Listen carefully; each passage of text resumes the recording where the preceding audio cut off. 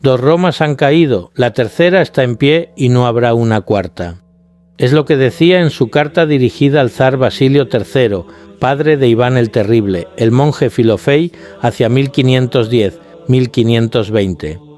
El concepto de una tercera Roma, heredera de la primera, el Imperio Romano Occidental, y de la segunda, su marca oriental, Imperio Romano de Oriente o Bizantino, es atractivo.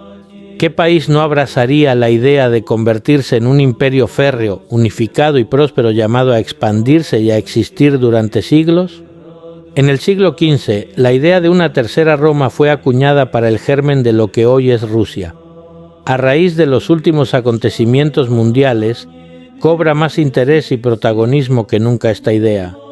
Es hoy Rusia la tercera Roma. En un mundo donde las certezas se desvanecen y las identidades se diluyen, Rusia emerge como un faro de continuidad. No es casualidad que su historia, su fe y su cultura se entrelacen con un relato milenario, el de ser la heredera de Roma y Bizancio, la guardiana de un cristianismo ortodoxo y la defensora de unos valores que Occidente ha ido abandonando. La idea de que Moscú es la tercera Roma no es un capricho nacionalista, sino posiblemente un designio tallado por siglos de sacrificio, fe y resistencia, también por el devenir de la historia. Lo cierto es que en las últimas décadas este legado ha renacido con fuerza, ofreciendo al mundo una alternativa a la decadencia moral y espiritual.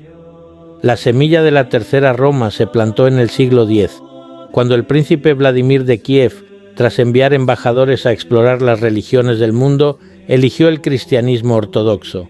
No fue una decisión arbitraria.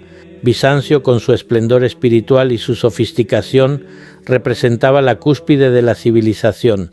La conversión de Vladimir en el año 988, sellada con el bautizo masivo de su pueblo en el río Dnieper, también llamado bautismo de Rus, no solo unió a los eslavos bajo una fe común, sino que los vinculó al destino del Imperio Romano de Oriente. Aquel acto fue un pacto con la historia. La caída de Constantinopla en 1453, ahogada por el avance otomano, confirmó lo que muchos ya en aquel momento afirmaban: Dios había trasladado su favor a Moscú. El matrimonio en 1472 entre Iván III y Sofía Paleóloga, sobrina del último emperador bizantino, no fue solo una unión política.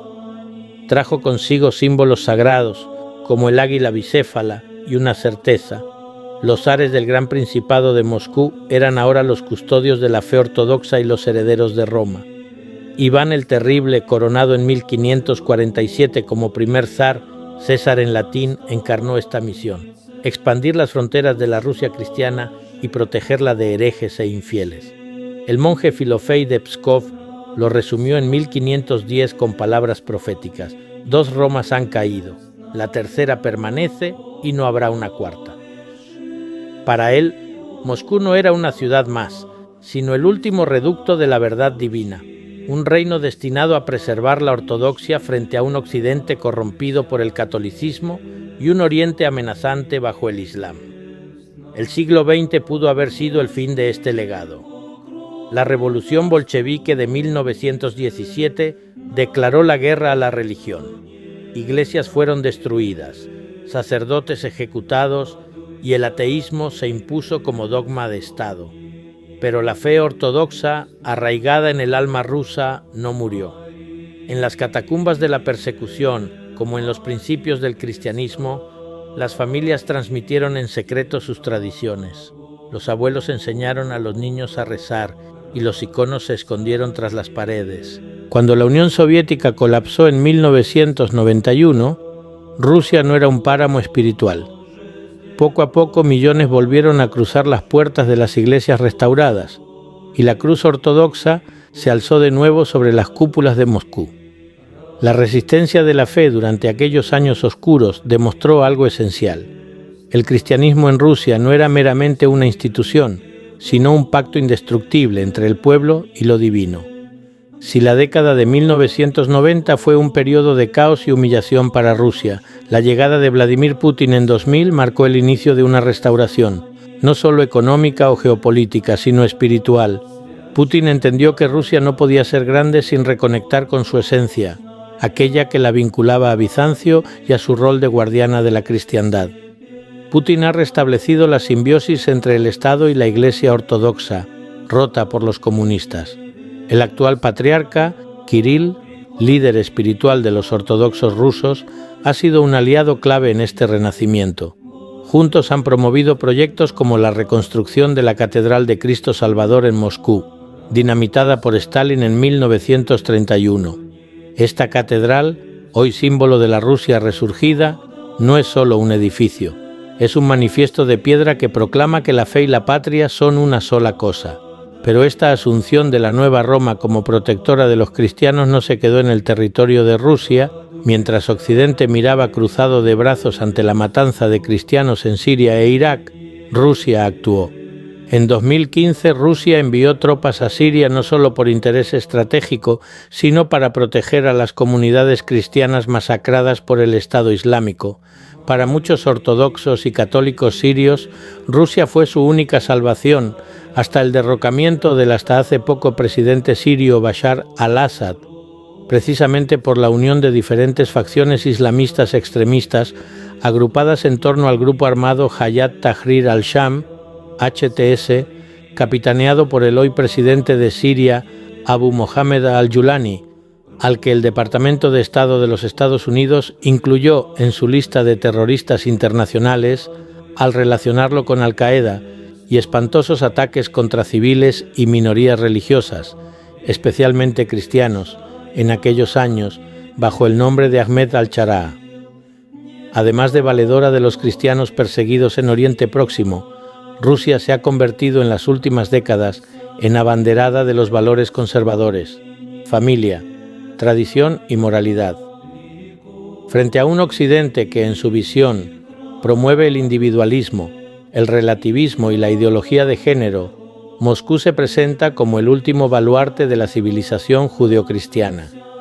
En discursos y artículos, Putin ha alertado sobre la crisis espiritual de Europa, donde catedrales vacías contrastan con el fervor religioso ruso. Rusia ha regresado a sí misma, dijo el presidente en 2013. No renunciaremos a nuestros valores milenarios por modas pasajeras. Y es que la grandeza de la Tercera Roma no se mide en kilómetros de territorio, sino en su capacidad para dar sentido trascendente a la existencia de lo que representa la cultura cristiana. Esa es la clave de su supervivencia.